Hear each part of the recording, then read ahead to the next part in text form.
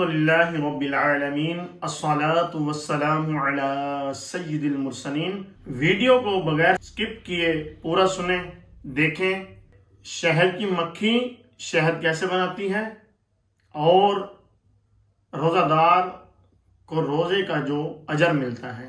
کسی پھل کا ذائقہ ترش ہوتا ہے، کسی کا میٹھا ہوتا ہے، کسی کا پھیکا ہوتا ہے، کسی پھول کا ذائقہ کڑوا ہوتا ہے، کسی پھول کا ذائقہ میٹھا، کسی کا پھیکا، کسی کا بے ذائقہ ہوتا ہے۔ آقا صلی اللہ علیہ وسلم کی ذات پر کثرت سے درود و سلام پڑھا کریں گے کہ اس کی برکت سے رب تعالی ہماری اس کڑوی زبان میں مٹھاس پیدا فرمائے گا، ہمارے کڑوے لہجے میں مٹھاس پیدا فرمائے گا، ہماری زبان میں تاثیر پیدا فرمائے گا، رحمان سے ملے گا۔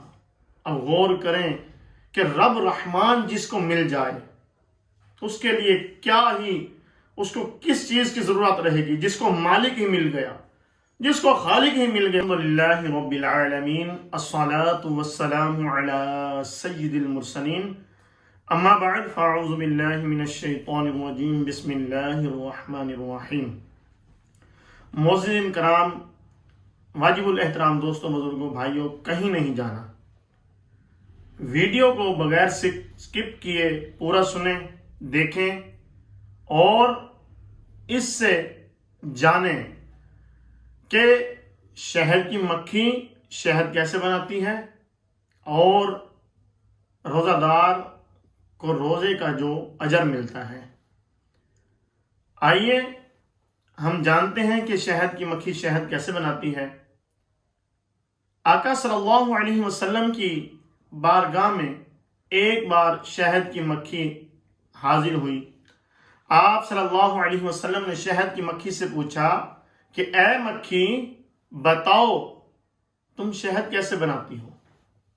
تو مکھی نے عرض کی، یا رسول اللہ صلی اللہ علیہ وسلم، ہم اپنے چھتوں سے اڑتی ہیں، اڑ کر مختلف پھلوں کا، پھولوں کا رس چوستی ہیں اور اسے آ کر اپنے چھتے میں ڈال دیتی ہیں۔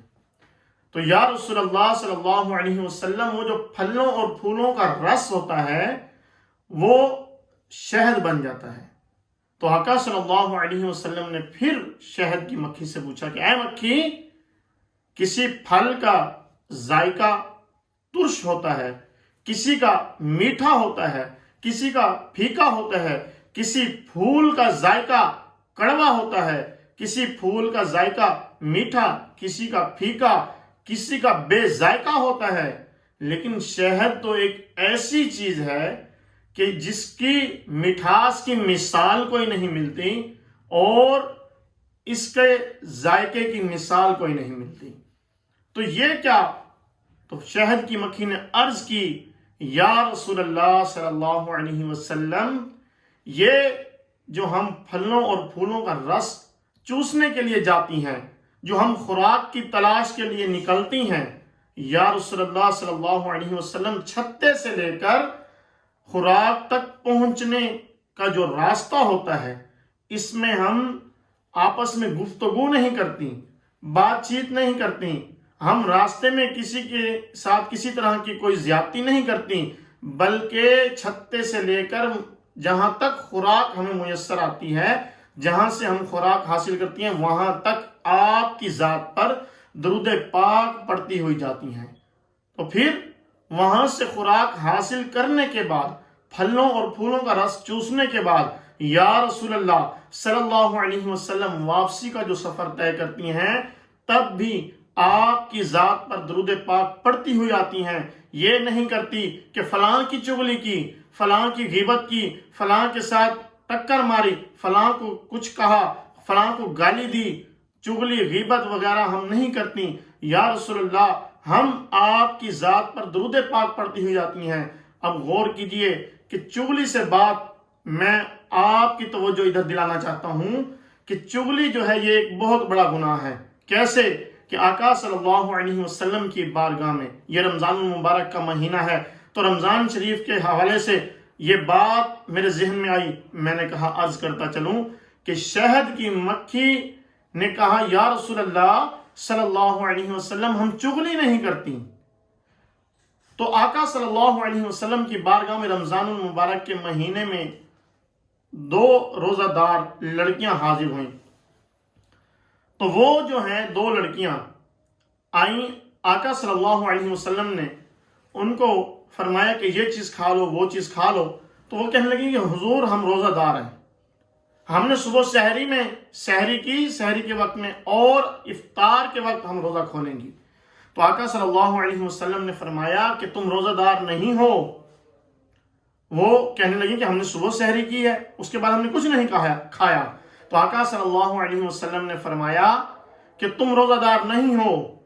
پھر پیالے پیش کیے گئے. آپ صلی اللہ علیہ وسلم نے فرمایا کہ کیا کرو.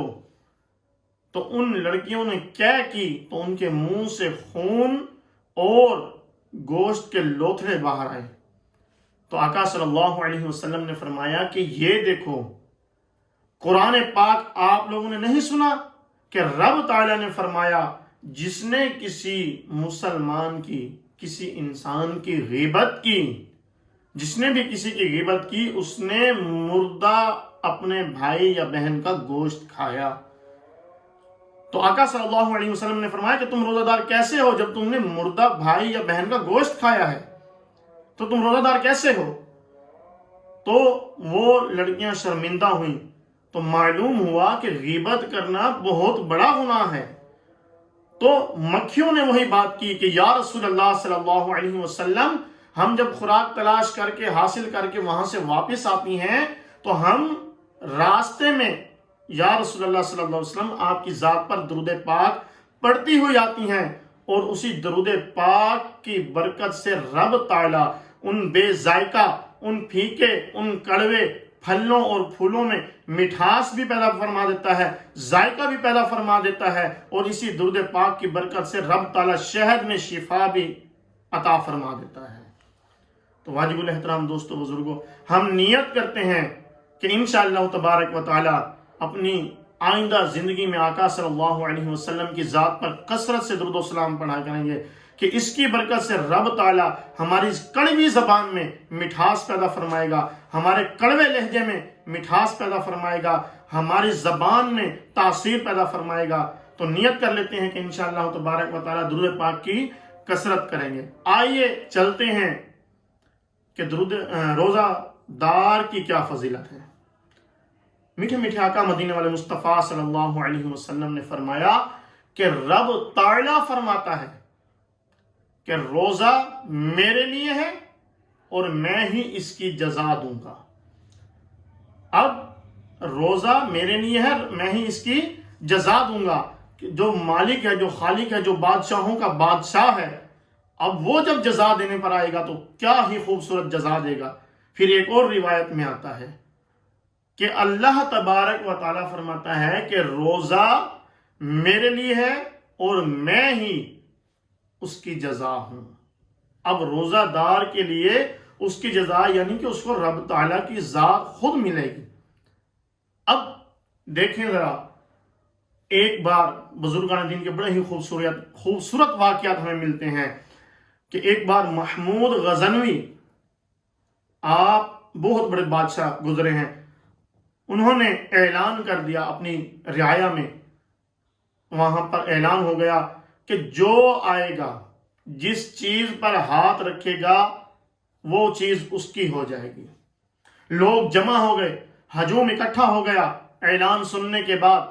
تو جب اعلان ہوا، خزانوں کے منہ کھل گئے، محلات کے دروازے کھل گئے، خزانوں کے جہاں انبار لگے ہوئے تھے وہ دروازے کھل گئے اور اعلان ہو گیا. تو ہر شخص جو ہے، کوئی خزانوں کی طرف دوڑا، کوئی محلات کی طرف دوڑا، کوئی قیمتی اونٹوں، قیمتی گھوڑوں کی طرف دوڑا، اور سب لوگوں نے دوڑ لگائی، جا کر کسی نہ کسی چیز پر ہاتھ رکھنے لگے.